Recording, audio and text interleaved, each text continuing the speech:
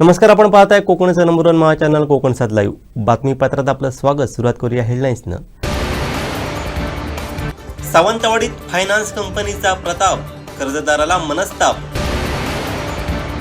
कमी दर्जाच्या बॉयलर कोंबडीला अटकाव होणार आणि भाविकांचे आरोग्य व स्वच्छतेला प्राधान्य द्या, जिल्हाधिकारी अनिल पाटील यांच्या सूचना. आंगणेवाडी कुणकेश्वर यात्रा नियोजनाची झाली बैठक.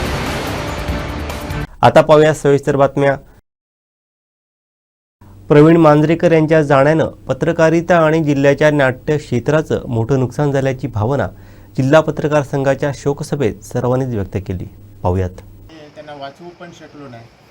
जिल्हा कार्यकारिणीमध्ये त्यांनी सहसचिव पदावर जबाबदारी घेतल्यानंतर खूप चांगलं काम त्यांनी जिल्हा पत्रकार संघासाठी केलं होतं. जिल्हा पत्रकार संघाबद्दल त्यांची फार मोठी तळमळ होती. आणखी त्यातच त्यांची परवा प्रांजोत मावळली. मी जिल्हा पत्रकार संघाचा सचिव या नात्याने त्यांना भावपूर्ण जिल्ह्यातील पत्रकारांच्या वतीने भावपूर्ण श्रद्धांजली वाहतो. कलाकार असलेला माणूस, जिल्हा पत्रकार संघात अनेक जबाबदाऱ्या पार पाडण्याची कुवत असलेला माणूस, सामाजिक बांधिलकी म्हणून काम करणारा माणूस, असा माणूस असा अचानक एक्झिट घेणं म्हणजे समाजाचं आणि पर्यायाने या सर्व आपल्या जिल्हा पत्रकार संघाचं ते एक प्रकारे नुकसान झालेलं आहे. न उतरणारे 11 जण असले तरी आमची भरपूर टीम असते. 20 जण तरी आम्हाला टी शर्ट म्हटलं. आता आम्ही सगळ्यांना 15 जण तरी पण म्हटलं बघू आहे एवढे ते म्हणजे सगळ्यांसाठी हे करायचं. मला वाटतं नाईक साहेबांना सुद्धा पाठी लागून चला सगळ्या मोठ्या वरिष्ठांना घेऊन यायचं, सगळ्यांना ते एकत्र करायचं. आणि ही घटना सगळ्या आमच्या स्पर्धा सकाळपासून व्यवस्थित सुरू असताना 4 वाजता 4:15 वाजता घटना झाली. खूप म्हणजे आम्ही गेले 2 दिवस आम्ही सगळेच आमच्या मुख्यालयातील पत्रकार अस्वस्थ आहोत. त्याची आणि माझी एवढं अतिशय कसं माहिती आहे की कधीही त्याने काही गोष्ट त्याला सांगितली की फोन करून एखादी की बातमीच्या बाबतीत, कारण तो या उपसंपादक म्हणून तो या डेस्कवर त्याला सांगितली तर तो सांगायचा नाही मी बघतो आणि तो बघायचा. आणि मग बाकी आम्ही अवधूतला सांगायचो अरे त्याच्या मांजरेकरकडे या बातमी पाठवली ती जरा बघ.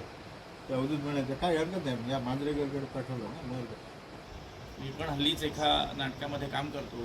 त्यांनी तर खूप नाटकं केली, म्हणजे नाटकांमधून काम केलं आहे. तरी पण त्यांनी नटसम्राट बसवलं होतं नाटक. त्यावेळी त्यांचा मला फोन आलेला की वालावलकर तुम्ही खास नाटक बघायला याच. काही अभिनयामध्ये तुम्हाला वाटलं सुधारणा करायची असेल सांगितलं तर मला आनंद होईल. म्हणजे एवढ्या ग्राउंड लेवलवर जाऊन म्हणजे जमिनीवर पाय असलेला असा एक कलावंत, असा एक पत्रकार आपण या निमित्ताने गमावलेला आहे. त्यांना कोणीतरी केली नाही आहे, झाली नाही आहे, पण आपण काय त्याच्यातून शिकू आणि काय पुढे जाऊ ह्याच्या निमित्ताने या शोकसभेतून काहीतरी आपण गेलो आणि पुढे गेलो आणि त्या कुटुंबियांसाठी आपण काय करू शकू ह्याच्यावर सुद्धा थोडासा एक जर विचार झाला ह्याच्यात तर बरं होईल.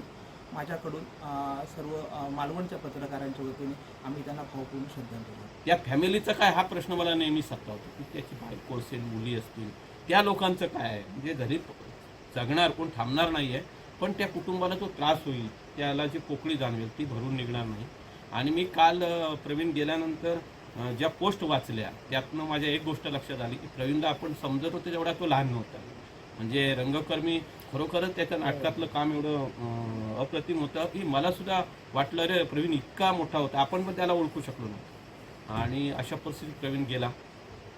माझी सर्वांना एकच विनंती आहे, आणि असं वाटलं नव्हतं की प्रवीण आपल्यातनं निघून जाईल. आपल्या कार्यकारिणीत प्रवीण आला तेव्हा पण उत्साहाचं वातावरण होतं, कारण त्याचं बोलणं अतिशय गोड, जसं आता अमितने म्हटलं त्याप्रमाणे खूपच चांगला माणूस. तो आपल्यातून असा अचानक गेला तर आपण सगळ्यांनी काळजी घ्यायला पाहिजे, हीच त्याच्यासाठी श्रद्धांजली ठरेल. तर प्रवीणचं जाणं म्हणजे खरं तर माझा मी म्हटल्याप्रमाणे प्रवीण म्हणून मी ओळखत होतो मांजरेकर एक उपसंपादक. आणि उपसंपादक म्हणजे कसं असतो, फील्डवर जो काम करतो तो खरं म्हणजे खूप त्याला हे असतं. उपसंपादक हा तुमच्याकडनं आलेला असतं ते करून देणं, परंतु तो चतुरस्र होता, तो करायचा आपलं ते घालायचं. ते आहेतच, पण आपलं जीवन सुद्धा महत्त्वाचं आहे. कारण आपल्यानंतर आपल्या पाठीमागच्यांचं काय हे सुद्धा काही अंशी हे होतं. आता त्याच्या 2 मुली आहेत, बायको आहे, त्यांच्या फॅमिलीचं पुढे काय असं पण निर्माण होतं ना. तर त्याला आणि कोण आधार नाही मग अशा बाबतीत आपण आपली काळजी घ्यायला पाहिजे आणि सगळ्यांसाठी आम्ही मदत करतो, नाही असं नाही, पण किती मदत करणार हा पण विचार आपल्याकडे. मी अनेकांना सांगतो, तुम्ही तुमच्या बाबतीत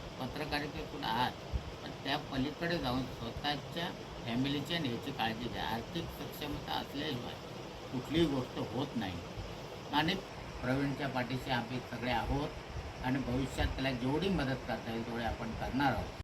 भोसले नॉलेज सिटीतील शैक्षणिक संस्थांच्या वार्षिक क्रीडा स्पर्धा स्पोर्ट्स फिएस्टा 2024-25चं उद्घाटन मोठ्या दिमाखात संपन्न झालं. सावंतवाडी पोलीस निरीक्षक अमोल चव्हाण यांच्या हस्ते शिवपुतळ्याला पुष्पहार अर्पण करून व दीप प्रज्वलन करून या स्पर्धेचं उद्घाटन करण्यात आलं. तसंच क्रीडा मशाल प्रज्वलित करून विद्यार्थ्यांच्या हाती सोपवण्यात आली. यावेळी भोसले नॉलेज सिटीचे कार्याध्यक्ष अच्युत सावंत भोसले, प्रशासकीय अधिकारी सुनेत्रा फाटक, इंजिनिअरिंग प्राचार्य डॉक्टर रमण बाणे, उपप्राचार्य गजानन भोसले, बी फार्मसी प्राचार्य डॉक्टर विजय जगताप, डी फार्मसी प्राचार्य सत्यजित साठे उपस्थित होते. खेळभावना जपत स्पर्धेचा आनंद घेण्याचं आवाहन यावेळी अमोल चव्हाण यांनी केलं. खेळातून मिळणारी ऊर्जा शैक्षणिक वाटचालीसाठी उपयुक्त ठरते. येथील नैसर्गिक वातावरणात व शिस्तबद्ध आयोजन पाहून आपण भारावून गेलो असल्याचंही ते म्हणाले. यावेळी क्रिकेट, व्हॉलीबॉल, बॅडमिंटन, कॅरम अशा विविध इनडोअर व आउटडोअर क्रीडा प्रकारांचंही उद्घाटन त्यांच्या हस्ते करण्यात आलं.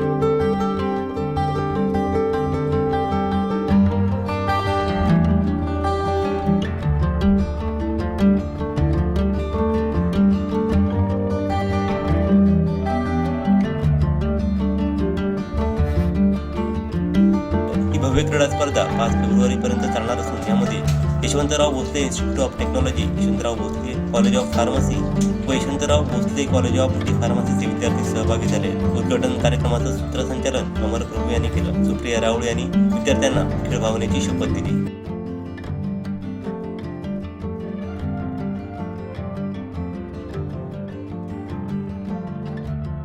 मिरकरवाडा बंदरातील अनधिकृत बांधकामांवरती कारवाई केल्यानंतर मत्स्यव्यवसाय व बंदरे विकास मंत्री नितेश राणे यांचे बॅनर झळकले होते. काही लोकांनी हे बॅनर काढले होते, मात्र भाजपच्या पदाधिकाऱ्यांनी पुन्हा तिथं बॅनर लावल्याचं पाहायला मिळालं. पाहूयात.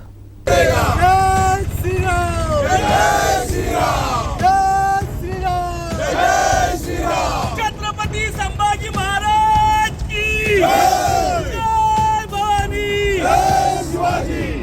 नितेश राणे आगे बढ़ो, हम तुम्हारे साथ हैं. नितेश राणे आगे बढ़ो, हम तुम्हारे साथ हैं. नितेश राणे तुम अंगार है, बाकी सब बंगार है. नितेश राणे अंगार है, बाकी सब बंगार है.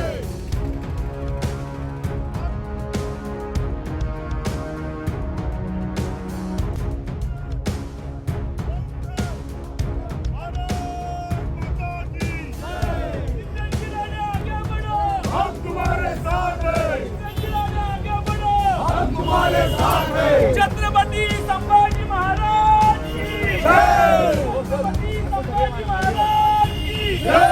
जय भवानी, जय शिवाजी, जय भवानी, जय शिवाजी, जय श्री राम, जय श्री राम, जय श्री राम, जय श्री राम. जो हिंदू की बात करेगा वही देश में राज करेगा. छत्रपति शिवाजी महाराज की जय.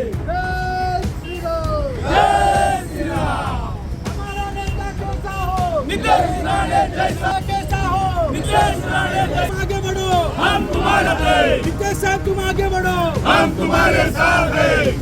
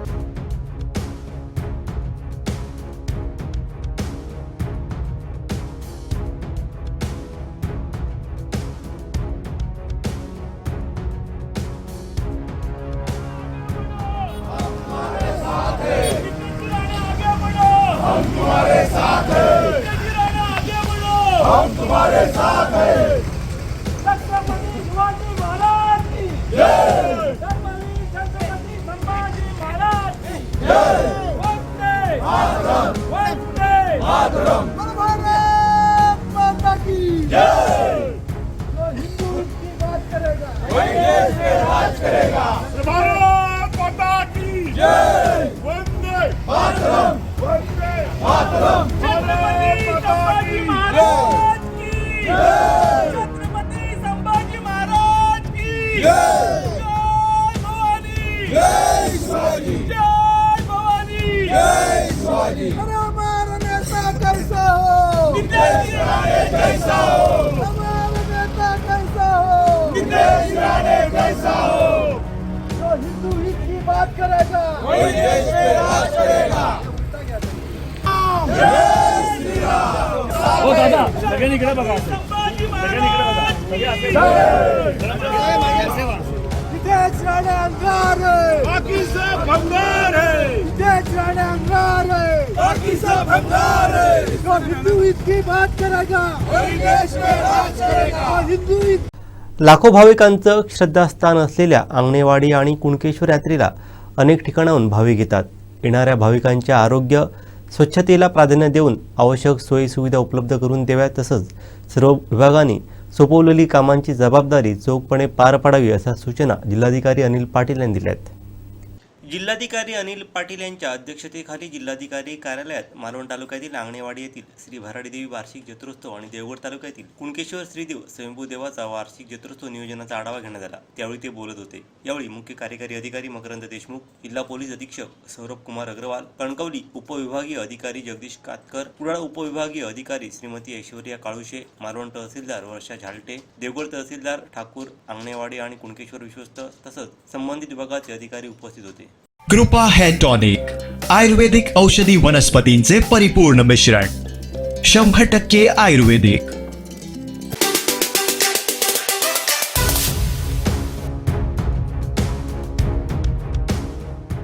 सार्वजनिक बांधकाम विभाग अंतर्गत दापोली येथील पत्तन अभियंता कार्यालयात उपोषणानंतर माहिती घेण्यास गेलेल्या कार्यकर्त्याला याच कार्यालयातून बदली झालेल्या स्थापत्य अभियांत्रिकी सहाय्यकानं मद्यपान केलेल्या अवस्थेत शिवगाळ करून मारहाण करत कार्यालयात धिंगाणा घातल्याची घटना घडली.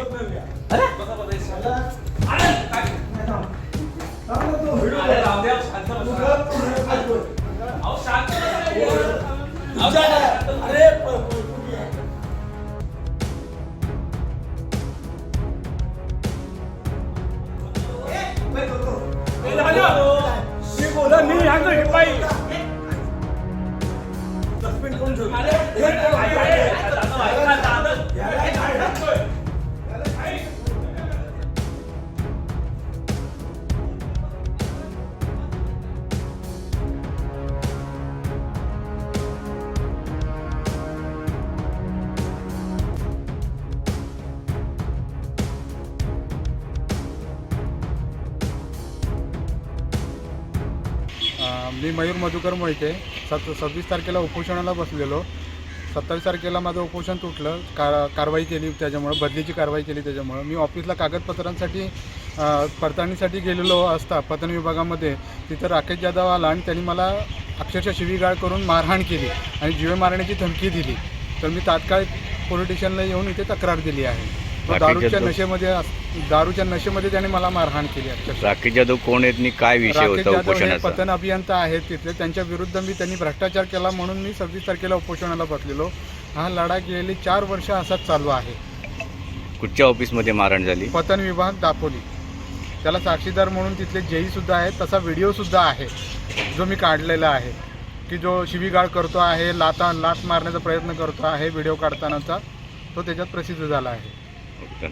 शहरातील एका फायनान्स कंपनीने नेमळे येथील श्यामसुंदर मालवणकर या व्यक्तीला वाहन कर्ज प्रकरणी घेतलेल्या कर्ज रकमेवरती तब्बल 69 लाख एवढा भूर्दंड आकारलाय. आपल्यावरती झालेल्या या अन्यायाच्या विरोधात त्यांनी महाराष्ट्र लोकाधिकार समितीकडे धाव घेतली आहे. नमस्कार.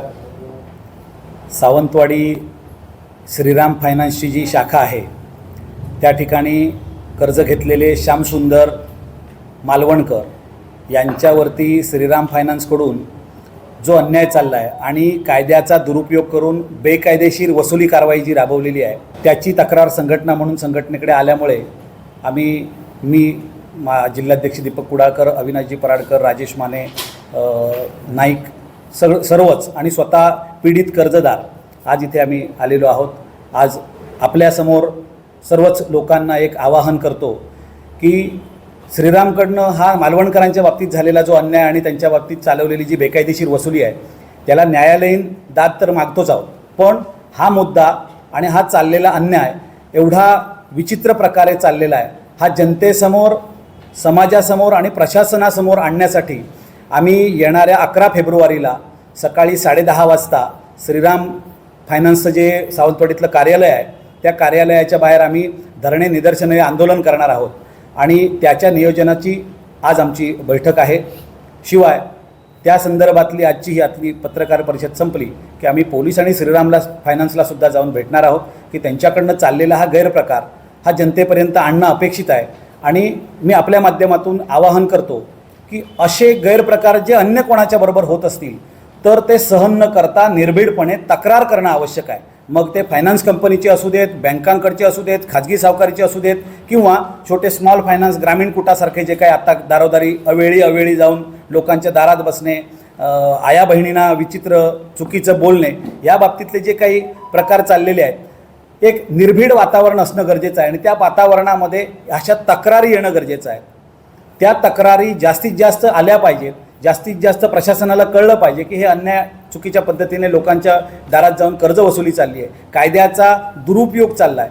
ह्यांच्या बाबतीत सुद्धा तसंच आहे की ऑर्बिट्रेशन कायदा जो आहे त्या कायद्याचा गैरवापर करून यांच्या बाबतीतला 11 लाख रुपये घेतलेल्या कर्जाचं 69 लाख रुपये वसुलीसाठी ऑर्बिट्रेशनचा अवॉर्ड आणलेला आहे. ही रक्कम बेकायदेशीर आहे आणि हे बेकायदेशीर चालू असलेले कृत्याला कुठेतरी वाचा फोडण्यासाठीचं आमचं उद्याचं 11 तारखेचं आंदोलन होणार आहे. मालवणकरांच्या बाबतीत फायनान्स कंपनीने त्यांना जो एक सेकंड हँड ट्रक दिला तो ट्रक त्यांच्या नावावर करून दिला नाही आणि त्यांच्या नावावर न केल्यामुळे त्यांना जो कुठे लावायचा होता, जिथे त्यांचं कॉन्ट्रॅक्ट होतं तिथे त्यांना लावता आले नाहीत कारण त्यांचं हे ओनर झाले नाहीत, RC बुक यांच्या नावाने ट्रान्सफर झालं नाही. सबब त्यांना ते ज्यांच्याबरोबर करार करायचा होता मालक म्हणून तो करता आला नाही. सबब त्यांचं कर्ज थकीत झालं. थकीत झाल्यानंतर त्यांची गाडी पण घेऊन गेले आणि गाडी घेऊन गेल्यानंतर हे 69 लाख रुपयाच्या वसुलीचं ऑर्बिट्रेशनचं अवॉर्ड त्यांच्यावरती आणलं आहे. हा अन्याय आहे. 2013ला 2.5 लाख रुपये डाऊन पेमेंट टाकलं, 11,90,000 रुपये लोन घेतलं. ती गाडी नावावर न झाल्यामुळे 15 साली श्रीराम फायनान्सने ओढून नेली आणि त्याचे आज म्हणजे ती गाडी ह्यांच्याकडे नसताना आज 69 लाख रुपये यांनी भरण्याचा अवॉर्ड आणला आहे. हा अन्याय आहे. नमस्कार, मी श्यामसुंदर राजाराम मालवणकर, नेमळे. तर मी श्रीराम फायनान्समध्ये 2013 साली डंपरसाठी लोन अप्लाय केलं होतं. ते लोन वगैरे सगळं झालं आणि गाडी मी 13मध्ये नोव्हेंबर महिन्यात मी गाडी त्यांनी माझ्या ताब्यात दिली. मी गाडी कंपनीला लावणार होतो. तिथे मी गाडी घेऊन गेलो तर गाडी नावावर नसल्यामुळे कंपनीने काय मला सपोर्ट केला नाही. गाडी पहिली नावावर करा असं बोलले. त्याच्यामुळे गाडी मी धंद्याला लावू शकलो नाही आणि 2015मध्ये गाडी त्यांनी जानेवारीमध्ये गाडी ते घेऊन गेले श्रीराम फायनान्स. आता किती रुपये मागतात ते सांग. आणि आता ते माझ्याकडे 69,60,000 रुपयांची मागणी करतायत. गाडी नावावर करण्यासाठी मी त्यांच्याकडे त्यांनी माझ्याकडे 50,000 रुपयाची मागणी केली होती. त्याच्यातील मी 25,000 रुपये त्यांना दिलेत.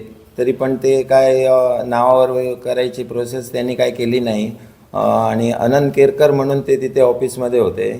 त्यांनी हे 25,000 रुपये घेतलेत पण माझ्या नावावर काय गाडी केलेली नाही. वेंगुर्ले तालुक्यातील परुळे कुशेवाडा आंबेगाळी मार्गावरती असणाऱ्या तोफगोळ्यांचं झाड सध्या चर्चेत आलं आहे. परुळे येथील रहिवासी वसंत राणे यांनी तब्बल 20 वर्ष संगोपन केलेल्या कैलासपती झाडाचं महत्त्व दिवसेंदिवस वाढत आहे.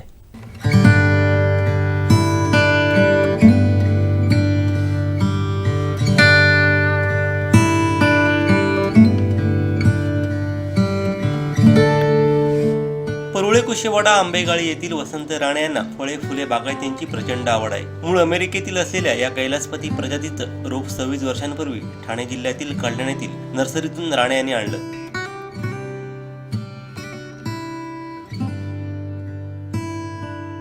सुरुवातीला संरक्षणासाठी ट्री गार्ड लावत त्याची जोपासना सुरू झाली. घर बांधणी वेळा त्याची जागा बदलावी लागली. झाड विस्तीर्ण वाढत असल्यानं परिसरातील संरक्षक भिंत कोसळली. त्यानंतर ती भिंत हटवून त्या झाडाला मोकळीकच दिली गेली. सध्या हे झाड सर्वांचं लक्ष वेधून घेत आहे.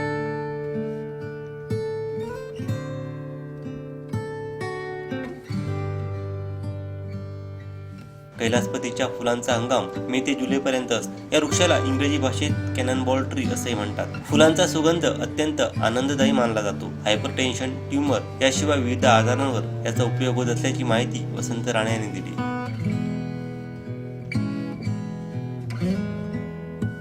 मी साधारण 26 वर्षापूर्वी कल्याणच्या पाठारे नर्सरीतनं विकत आणल्यानंतर ते झाड आमचं खाली जुनं घर होतं, त्या घराच्या बाजूला लावलेलं. 2 वर्षांनी आम्ही घर शिफ्ट केलं, नवीन घरात आलो, त्यावेळी नवीन घराच्या समोर लावलं. नंतर काही दिवसांनी असं लक्षात आलं की इथे सुद्धा ते अडचणीचं किंवा गैरसोयीचं होतं आहे, म्हणून मी आता रोडच्या कडेला आणून हे झाड लावलं. हे झाड लावल्यानंतर त्याची देखभाल व्यवस्थित, त्याला टी गार्ड वगैरे लावला, कारण गुरांपासून संरक्षण होण्यासाठी. झाडाची देखभाल व्यवस्थित, पाणी देणं, खत पाणी देणं, हे सगळ्या गोष्टी नियमित केल्या. त्यानंतर आता हे झाड व्यवस्थित मोठ्या प्रमाणात फोफावलेलं आहे. त्याच्यानंतर काही औषधी वनस्पती असल्यामुळे त्यांच्या फळांच्या उपयोगासाठी वैद्य वगैरे लांबून ही फळं काही आजारावर उपचार करण्यासाठी नेत असतात. मग आम्ही त्यांना विना मोबदल्याशिवाय ही फळं देतो. तसेच शंकराच्या मंदिरात काही त्यांचे होम हवन किंवा इतर कार्यक्रम असतात, त्या कार्यक्रमाला सुद्धा ही फळं लोक घेऊन जातात. अत्यंत दुर्मिळ असा हा वृक्ष आहे. कोकणामध्ये सर्वसाधारणपणे आढळत नाही. उंबर जे झाड असतं, औदुंबर, त्या फॅमिलीमधला एक वृक्ष आहे. ह्या झाडाची सगळं पान, फूल, मूळ, खोड, साल, फळं सुद्धा याची उपयोगी आहेत. जसं उंबराचं फळ दुर्मिळ असतं, तसं दुर्मिळ नसतं. दत्ताचं मंदिर असतं, तिथे ही सगळी फळं असतात. पण ते फळ खाताना नीट उघडून किडे असतील तर ते काढून टाकून खावं. फुलं देखील चांगली असतात. त्याला कैलासनाथ या नावावरूनच त्याचं लक्षात येतं की याचं भगवान शंकरांशी संबंध आहे. भगवान शंकर हे जसे रुद्र आहेत तसे ते शांतिप्रिय देखील आहेत. ध्यानाला बसण्यासाठी सारखं आहेत. असतील तर सूत नाही तर भूत, असा प्रकार जर आपल्या स्वभावात असेल, म्हणजे क्षणात चिड येते तर क्षणात शांत असतो, अशा सगळ्या व्यक्तींसाठी, म्हणजेच आजच्या भाषेत बोलायचं तर रक्तदाब वाढणं, अचानक स्वभावात बदल होणं, हॉर्मोनल इम्बॅलन्स होणं, PCOD असेल किंवा थायरॉइड असेल किंवा डायबिटीस असेल किंवा रक्तदाब कमी जास्त होत असेल, तर अशा आजारांमध्ये या झाडाचं खोड सुद्धा चालतं, मुळं चालतात, पानं सुद्धा चालतात. पानं अशी चुरगळायची, पाण्यात बुडवून ठेवायची, 7-8 तास पाण्यात बुडवून ठेवून ते पाणी जरी सकाळी गाळून प्यालो तरी सुद्धा खूप चांगला फायदा होतो. गंध उगाळून डोक्याला लावलं तरी सुद्धा किंवा उगाळून पाण्यात न घेतलं तरी सुद्धा खूप चांगला फायदा होतो. फळं पण चांगली आहेत, सालं सुद्धा चांगली आहेत. अर्थात हा आपला श्रद्धेचा भाग असतो. आपण ज्या श्रद्धेने घेऊ तो आजार कमी करण्यासाठी संकल्पासहित जर आपण औषध घेतलं तर या औषधाचा फायदा नक्की असतो.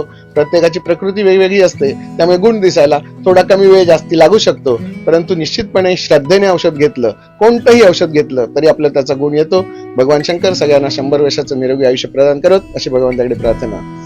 मराठी भाषा विभागाच्या वतीनं पुणे शहरातील फर्ग्युसन महाविद्यालय येथे आयोजित करण्यात आलेल्या 3ऱ्या विश्व मराठी संमेलनामध्ये ज्येष्ठ साहित्यिक पद्मश्री मधु मंगेश कर्णिक यांना विश्व मराठी साहित्य संमेलन भूषण पुरस्कार प्रदान करून गौरवण्यात आलं.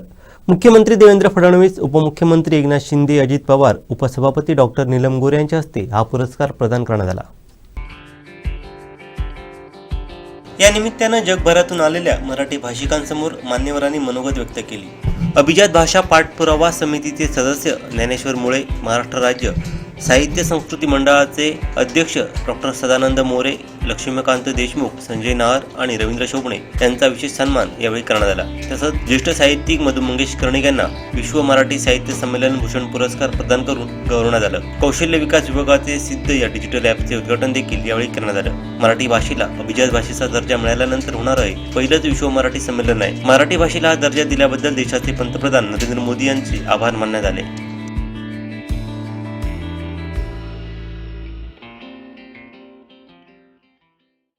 आपल्या भावाला मारणारे साधू संत होते का, असा संतप्त सवाल संतोष देशमुख यांचे बंधू धनंजय देशमुख यांनी केला आहे. नाही, मी त्यावर काही बोलणार नाही. मी न्याय मागतोय. माझ्या भावाची ज्यांनी हत्या केली त्यांना फाशीची शिक्षा व्हावी यासाठी आम्ही न्याय मागतोय. ते न्यायाच्या भूमिकेमध्ये असणारे मुख्यमंत्री साहेब, उपमुख्यमंत्री साहेब, आमचा यांच्यावर विश्वास आहे आणि न्यायप्रविष्ट आहे हा विषय. आम्ही न्याय मागतोय त्या न्यायावर त्यांनी विश्वास दिलेला आहे. या पलीकडे मी याच्यावर काय बोलणार. मग जिल्ह्यातले सगळे लोकप्रतिनिधी ह्याच्यात उतरले नसते ना. ह्याच्यात जर राजकारण होत असतं तर ते सगळे लोकप्रतिनिधी विविध जातीचे आहेत, विविध पक्षाचे आहेत, विविध संघटनेचे आहेत. हे न्याय मागतात देशमुख कुटुंबियाला आणि देशमुख कुटुंबीय पण म्हणजे वारंवार म्हणत आहे की याच्यात कुठंही आत्तापर्यंत राजकारण होत नाही. जे आरोपीचं समर्थन करण त्याला कोणीतरी बोलणारच आहे. त्याच्यामुळं जे देशमुख कुटुंबीय समर्थन म्हणजे ज्या न्यायाचं समर्थन जे करतायत, न्याय मागतायत, त्यावर आम्ही त्यांच्यावर आमचा विश्वास आहे. आमचं मागणी काय माहिती आहे का? आरोपींना फाशी द्या, आरोपींना शिक्षा द्या. आम्ही जे आरोपी नाहीत त्यांना असं कुठं ऐकलं का तुम्ही, बघितलं का असं कुठं? असं आम्ही म्हणतच नाहीत. आम्ही जे आरोपी आहेत ना त्यांना शिक्षा द्या म्हणतो. म्हणून म्हणजे जास्त दुसरं काही सुचायची गरजच नाही. ते काही लोक हां, त्या संदर्भात मी बोललो मगाशी, आत्ता पण बोलतो तुम्हाला. जर त्यांना कुठं थापडथुपड झाली असली आणि त्याच्या बदल्यात जर त्यांनी खून केला तर त्या लोकांचं सगळं कॅरेक्टर कदाचित माहीत नसणार की ते कोण लोक होते. ते साधू संत होते का ते म्हणजे मागून खाणारे लोक होते का काय होते. त्यांनी खंडणीचे त्यांच्यावर आधी पण गुन्हे आहेत. त्यांच्यावर 6, 8, 10, 22पर्यंत एकावर गंभीर गुन्हे आहेत. काही आरोपी त्याच्यातले फरार आहेत कागदपत्रावर. त्याच्यावर कुठलंही कारवाई झालेली नाही आणि म्हणून त्यावर जर कारवाई झाली असती तर परत ते तिथं तरी आले नसते. किंवा समजा एखाद्याच्या गावात गेलेत आणि सरपंचानं तिथं का म्हणजे एखाद्या दलित बांधवाला मारल्यावर जर तिथं जाणं चुकीचं असलं तर मग त्या दलित बांधवाला पण मारून टाकलं असतं. अंजली दमाने असं असू शकतं. कुठलेच कागदपत्र त्यांनी बघितले, ज्यांनी जे बघल. आता आम्ही पण ते कागदपत्रच दाखवतोय. आम्ही तोंडी काहीच बोलत नाहीत. जे कागदपत्र आहेत, जे गुन्हे आहेत ते आम्ही दाखवतोय आणि त्यावरच ही कारवाई आहे. आणि न्यायालय आहे, पोलीस प्रशासन आहे, SIT आहे, CID आहे. हे देशमुख कुटुंबियाच्या बोलण्याहून जर एवढं केलं असतं तर मग आम्हाला एवढं पळापळ करायची काय गरज पडली असती. कागदपत्र आहेत आमच्याकडं ठोस, ते शासनाकडे आहेत, प्रशासनाकडे आहेत, ते यंत्रणेकडे आहेत. त्यावर हे सगळं चाललेलं आहे. अजितदादा बोलले आहेत की हा आरोपी 50 दिवस झाले, 51 दिवस झालं कसं काय शोधत नाही, सापडलं नाही. त्यामुळे त्यांना बोललेलं आहे. आपण जर या प्रकरणात बघितलं तर धनंजय मुंडे यांचा राजीनामा विरोधकांकडून मागितला जातो. देशमुख कुटुंबाने असं अद्याप काही म्हटलेलं आढळलं नाही, परंतु विरोधकांकडून मागितला जातो राजकारणात की त्यांचा राजीनामा घ्यावा. एकीकडे मुख्यमंत्र्यांनी 3 स्तरावर ही सगळी चौकशी सुरू केली आहे, तरी देखील त्यांचा राजीनामा मागितला जातो आणि अद्यापपर्यंत जे काही चौकशी झाली त्यामध्ये असं काही कुठलं आढळलं नाही. राजीनामा मात्र मागितला जातो. नाही, आढळलंय ना असं. व्हिडिओ क्लिप आल्यात, CCTV आलेत, ऑडिओ क्लिप आल्यात, तुमच्यापर्यंत आल्या पण असतील त्या. आणि आमची मागणी एक आहे, याच्यात आमच्या न्यायाच्या भूमिकेमध्ये जर कोणी प्रेशराईज केलं यंत्रणेला तर त्याचं जिम्मेदार कोण. त्यामुळे आम्ही शासनाला मागणी केलेली आहे ते की याच्यात कुणी जर आड येत असेल, याच्यात कुणी प्रेशर करत असेल तर ते तुमचं कार्य आहे, ते तुम्ही ठरवा काय करायचं ते, असं आम्ही मागणी करतो ना. अनेक वेळेस धनंजय मुंडे आपल्या माध्यमाला बोलताना बोलले की जे दोषी आहेत त्यांना फाशीवर चढवा. नुसतं म्हणण्यानं काहीच होत नाही. इतर लोकप्रतिनिधी आहेत, त्यांनी अधिवेशन गाजवलं. संतोष अण्णा देशमुख यांची हत्या झाल्यापासून हे लोकप्रतिनिधी रस्त्यावर उतरलेले आहेत. मग फक्त फाशी झाली पाहिजे, म्हणण्यानं फाशी नाही होणार. त्याच्यासाठी विशेष प्रयत्न करावे लागतील सगळ्यांनी आणि हे आरोपी आहेत ह्यांना ठेसून काढलं पाहिजे. गोवा राज्यात सिंधुदुर्ग व चंदगड, कोल्हापूर येथून येणाऱ्या बॉयलर कोंबडीचा दर्जा खाण्यालायक असावा व त्यात कोणतीही भेसळयुक्त बॉयलर कोंबडी येऊ नये या उद्देशानं president of Goa poultry shopkeeper association ही संघटना स्थापन केली.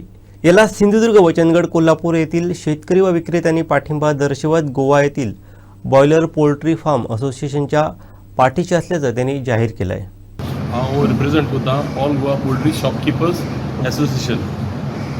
तेमी आपल्या ट्रेडर आनी फार्मिंगाक सांगिल्लें आनी साहेबान आपणालेचे एज अ महाराष्ट्र ट्रेडर सांगिल्लें. आमची एक विश आहा व एक आमची एक मोटो आहा की आमी एज अ शॉपकीपर म्हजो बी कितें तर कर्तव्य आहा की तो कितें हाडून दिलें हांव खोपोवपा ना. सद्याक म्हजें पोट भरपा हांव कसलोय माल हाडले विकता आनी कस्टमराक एक कोंबडी जी 2 पाकाची ती म्हाकाय 2 पाकाची, पूण एज अ शॉपकीपर हांव ते 2 कोंबड्या पाकां फाटल्यान कसली दुयेंस आसा तें हांव वळखता. पूण एज अ कस्टमर आमचो गोंयचो लोक जावं कोणूय कस्टमर आहा ताका ती 2 कोंबडी कितें तो आपणाक एक 5 रुपये सस्ती मेळटा म्हूण हूंय येता, ते हूंयच्यान 5 रुपये सस्ती म्हाका हाडून दिता म्हूण हांवूय घेता. पूण आतां आमी हालीं चयलें की हूंय तरी तेजेर कंट्रोल ना, हो एक ट्रेड अनऑर्गनायज्ड आहा. सो आमी त्या बाबतीन आमी दोनी एसोसिएशनां गोंयांत एक बरो डिजीज फ्री एक हायजिनीक बर्ड वो हाडपा दिवपा आमी वो आतां आमचो लास्ट 1.5 year आमी प्रयत्न करीत आहा. सो हे हूंय तरी कोणा तरी एक अटकता. कितें अटकता हे आमचे थोडे गोंयचे बी आहाय तितून, तांकांय बी ते हूंय तरी त्रास जाताय आनी तितून भितर हांकां तेंचो साथ मेळपी भायलेसून आहा. आतां हो ट्रेडर खंयचे जर एक फार्मार माल उबारता, त्या फार्माची हिस्ट्री कोणाक खबर ना, तो कसलो बर्ड तो खबर ना, तो हाडटा आपलें पोट भरपा जाय म्हूण ताका कांय आमचे बी कांय विरोध ना तेमी खंयचो धंदो. पूण तेमी जेन्ना गोंयांत माल हाडून दिता तो तेमी बी खंयच्यान काळजी घेवपा जाय की आमी गोंयकारांक तो डिजीज फ्री किंवा एक तरी खंय तरी एक बरो हायजिनीक बर्ड दिवपा जाय. हांकां जे कोण आमकां ओपोज करताय किंवा ते महाराष्ट्रा ट्रेडर जावं किंवा आमगे गोंयचे कोण तेंचे बरोबर सामील जालाय तांकां आमची ओपन चॅलेंज आहा. जाल्यार तेमी आमचे प्रेसा मुखार वो कोणाचे मुखार ओपन डिबेटीचेर आमी ही ओपन डिबेटी हांव तांकां आयज ओपन चॅलेंज दिता. तांकां जाय जाल्यार ही ओपन चॅलेंज तांकां आमचे पयलीं फेस करचें, आमी सांगताय आमी कितें करूं सोदताय तें आनी तेमी सांगचें ते कितें करूं सोदताय तेजेर लोकांक कळोवन दी what is right and what is wrong. The all Goa poultry farmers and trader association same तेंचे आसा all Goa poultry shopkeepers association. So we are collaborating with each other.